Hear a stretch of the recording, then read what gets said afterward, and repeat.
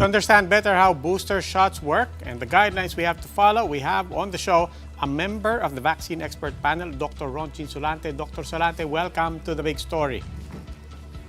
Hi, Robbie. Good evening. Doc, so we now imagine beyond frontliners and the immunocompromised, we now imagine a lot of people going back to their vaccine cards checking, "Naku, 6 months na ba ako? 6 months na ba ako?" Now, we say we're going to have to do this because of waning efficacy. Maybe qualify that for us first. What exactly does waning efficacy mean? How gradual or how abrupt is that waning in efficacy? Yes, no? So the cutoff date is 6 months after, because based on the data, once you get the vaccine, primary vaccine series, first month, second month, your protection is still good. On the third month, starts to go down, not zero, but 60, 70%. And then fourth to fifth month went down as below as 50%. And that's why after 6 months, you need another dose so that that protection that you got during the primary vaccine series will be retained, and even more with a booster shot. And that's what we want to get from this booster shot. The antibody protection will be higher so that we will be protected against the infection. Okay, so the general public, we're saying, will likely be in line for their booster shots next year na, 2022 na. But some people, as we said, are already checking their 6-month mark. At the same time that we're reopening the economy, we're telling people, oh, it's okay. Now, kung sakali that I fall, my 6th month, let's say starts to fall now around November, heading into December, what does that mean for how I should be thinking and planning for the Christmas season?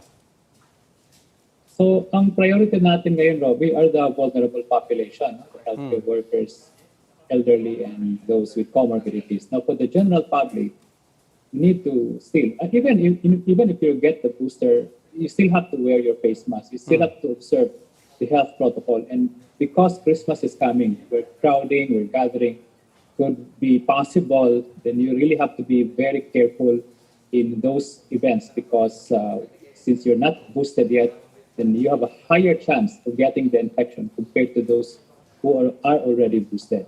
More higher, especially kung wala ka pang bakuna. No? So ito yung mga population na when we rank in terms of vulnerability, first among those are the unvaccinated, then this is followed by those who did not receive yet the booster, and then still has to really follow the health protocol.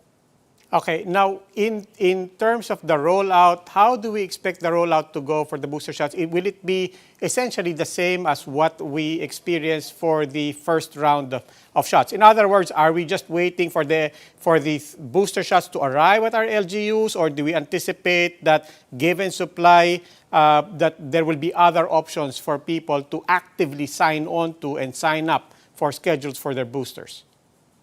Actually, ang kailangan mo lang dito is you have to enroll again sa LGU, then you have to have that part of the listing kung gusto mo magpa-booster, because this is voluntary, just like the primary vaccine series. So you have to wait for the announcement of the LGU. Sa healthcare facilities naman, ang direction ko sa amin, we were given the option of which vaccine, and the list was also given to the Department of Health. And I think these vaccines will be arriving in our hospitals soon. And once we have those vaccines, then we'll be getting those, what we chose or what was our option. Okay, Dr. Rontgene Solante, maraming salamat po. Dr. Solante is a member of the Vaccine Expert Panel.